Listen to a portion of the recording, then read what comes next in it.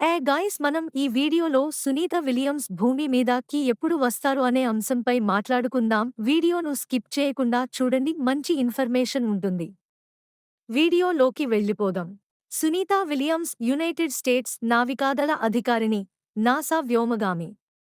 అంతర్జాతీయ అంతరిక్ష స్టేషను నియమించి సాహసయాత్ర 14కు సభ్యురాలిగా చేశారు. తర్వాత ఆమె సాహసయాత్ర 15లో చేరారు. 1983లో విలియమ్స్ మేరీల్యాండ్లోని అన్నాపోలిస్లోని యుఎస్ నావల్ అకాడమీలో ప్రవేశించారు.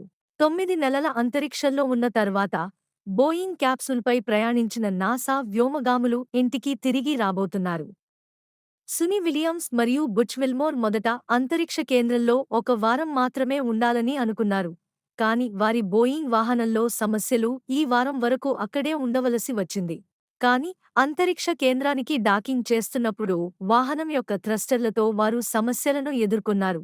దీని ఫలితంగా చివరికి నాసా ఎవరూ లేకుండా స్టార్లైనర్ను భూమికి తిరిగి తీసుకువచ్చింది.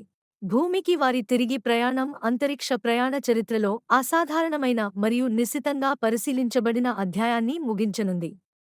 జూన్లో బోయింగ్ స్టార్లైనర్ క్యాప్సూల్ యొక్క మొదటి సిబ్బందితో కూడిన పరీక్షా విమానంలో ప్రయోగించిన తర్వాత విలియమ్స్ మరియు విల్మోర్ ఇంటింటికి ప్రసిద్ధి చెందారు. వారితో పాటు నాసా వ్యోమగామి నిక్ హేగ్ మరియు రష్యన్ వ్యోమగామి అలెగ్జాండర్ గోర్బునోవ్ కూడా ఉంటారు. వీరు అంతరిక్ష కేంద్రంలో దాదాపు 6 నెలల మిషన్ను పూర్తి చేస్తున్నారు. మంగళవారం, మార్చి 18 సాయంత్రం అంచనా వేసిన అనుకూలమైన పరిస్థితుల ఆధారంగా ఆ బృందం తిరుగు ప్రయాణానికి సంబంధించిన నిర్దిష్ట సమయాన్ని నిర్ణయించినట్లు నాసా ఒక ప్రకటనలో తెలిపింది. ఏజెన్సీ గతంలో బుధవారం ప్రయాణాన్ని లక్ష్యంగా చేసుకుంది. సునీత విలియమ్స్ భూమి మీదకి క్షేమంగా రావాలి అని కోరుకుందాం. మీకు ఈ వీడియో నచ్చితే లైక్ చేయండి మరియు షేర్ చేయండి. Thank you for watching.